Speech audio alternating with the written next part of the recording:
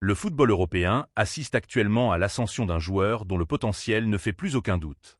Endrick, jeune attaquant brésilien prêté par le Real Madrid à l'Olympique lyonnais, connaît un début d'aventure en France qui dépasse toutes les attentes et change totalement le climat autour du club.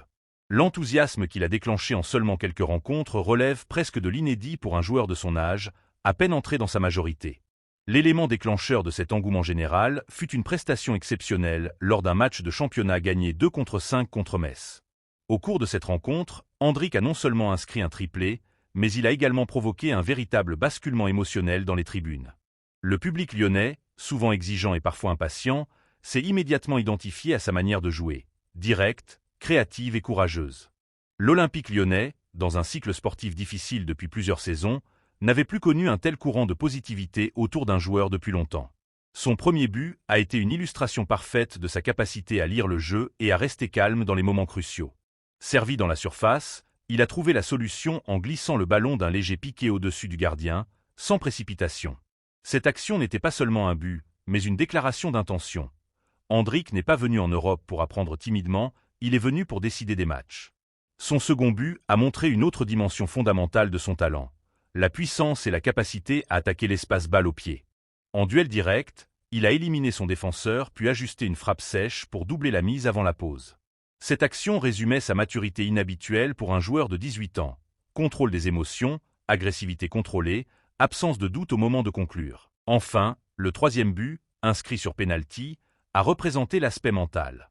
Dans un match où il aurait pu se contenter de ce qu'il avait déjà accompli, il a assumé la responsabilité du tir au lieu de laisser un coéquipier expérimenté se charger de l'exécution.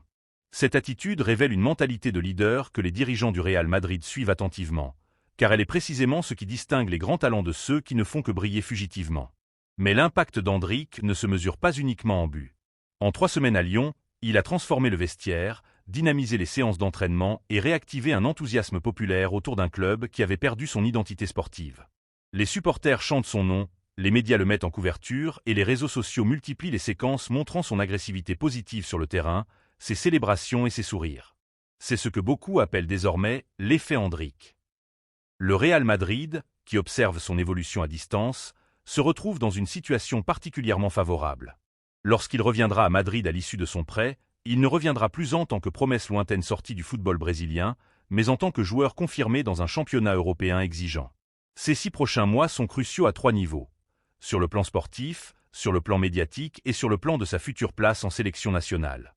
La Coupe du Monde approche et le Brésil doit renouveler sa ligne offensive. Si Endrick maintient ce rythme, son nom deviendra incontournable pour la prochaine liste. Ce scénario est d'autant plus fascinant que le football moderne n'offre presque plus le temps de maturer. Les jeunes talents sont souvent projetés très tôt sous la lumière et jugés instantanément. Endrick, lui, semble absorber cette pression avec une facilité qui déroute les observateurs. Le football européen découvre non seulement un buteur, mais un compétiteur entier qui joue chaque match avec un mélange de spontanéité brésilienne et de rigueur européenne. Et c'est précisément ce cocktail que le Real Madrid recherchait point pendant que le terrain occupe les esprits. Une autre bataille fondamentale se joue en coulisses, celle de la construction de l'effectif. Le Real Madrid a entamé une réflexion interne sur l'une des zones les plus déterminantes de son projet sportif, le milieu de terrain. L'objectif n'est pas simplement de renforcer, mais de se préparer à dominer les grandes confrontations où se jouent les trophées. Au cœur de cette réflexion apparaît un nom qui circule avec insistance, Ruben Neves. Le milieu portugais correspond presque point par point au profil recherché par Madrid. Discipline tactique, intelligence positionnelle, capacité à organiser le jeu depuis la base, expérience internationale et impact dans les matchs verrouillés grâce à sa frappe de loin. Cet ensemble de qualités est précisément ce que le Real Madrid estime manquer dans certaines séquences clés, lorsque le match exige calme, lecture et contrôle émotionnel. Le club estime que son arrivée renforcerait non seulement le niveau technique, mais aussi le niveau psychologique du vestiaire. Les grandes équipes ne se construisent pas uniquement sur le talent offensif. Elles se construisent sur la capacité à absorber la pression, à temporiser les rythmes, à ralentir les assauts adverses et à transformer la possession en domination territoriale. Dans ce domaine, Ruben Neves est considéré comme un joueur fiable, constant et mentalement robuste. Un autre élément pousse en faveur de cette piste, la disponibilité du joueur. Son passage en Arabie Saoudite a été solide, mais le niveau de compétitivité locale ne correspond pas à ses ambitions à ce stade de sa carrière. Le joueur et ses représentants sont ouverts à un retour en Europe. Al Hilal, son club actuel, ne mettrait pas de barrage financier significatif, conscient de la volonté du joueur de retrouver les grandes scènes du football. Le Real Madrid, de son côté, apprécie le fait que l'opération soit financièrement raisonnable. Une offre évaluée à environ 20 millions de livres suffirait à conclure le transfert, ce qui s'inscrit parfaitement dans la stratégie du club, investir de manière contrôlée, sans rompre l'équilibre salarial et sans dévier de la trajectoire financière mise en place par Florentino Pérez. Contrairement à d'autres clubs européens, Madrid refuse catégoriquement de « surpayer » le marché par impulsion. Chaque mouvement est calculé à la fois sportivement, économiquement et médiatiquement. Ce respect strict de la discipline budgétaire est d'ailleurs l'une des forces structurelles du club. Il permet de conserver la crédibilité institutionnelle du projet, de garantir l'arrivée régulière de talents de nouvelle génération et d'éviter les dépendances excessives vis-à-vis d'un joueur ou d'un agent. Cette vision long-termiste est ce qui permet aujourd'hui au Real Madrid de combiner grands investissements dans des joueurs stars, comme Mbappé ou Bellingham, tout en bâtissant une seconde génération avec Endrick, Gullet, Vinicius, Rodrigo et d'autres. La recherche de ce milieu de terrain s'inscrit donc dans un projet beaucoup plus large. Construire une équipe capable non seulement de gagner des matchs, mais de gagner des époques. Madrid ne pense jamais saison par saison, mais cycle par cycle. Et dans un cycle, le milieu de terrain est le cœur battant du football. C'est lui qui ralentit, accélère, détruit, construit et impose le tempo. Gagner un duel tactique dans ce secteur revient souvent à gagner le match lui-même, surtout en Ligue des Champions. Au terme de cette analyse, une conclusion s'impose. Endrick représente le futur offensif, Mbappé l'atout immédiat, tandis que le mercato vise à solidifier la zone cérébrale de l'équipe. Chacune de ces dynamiques converge vers le même objectif, maintenir le Real Madrid au sommet du football mondial dans les années à venir. Pendant que la France vibre au rythme des exploits d'Endrick, à Madrid, le Real se prépare désormais pour un des rendez-vous continentaux les plus importants de ce début d'année.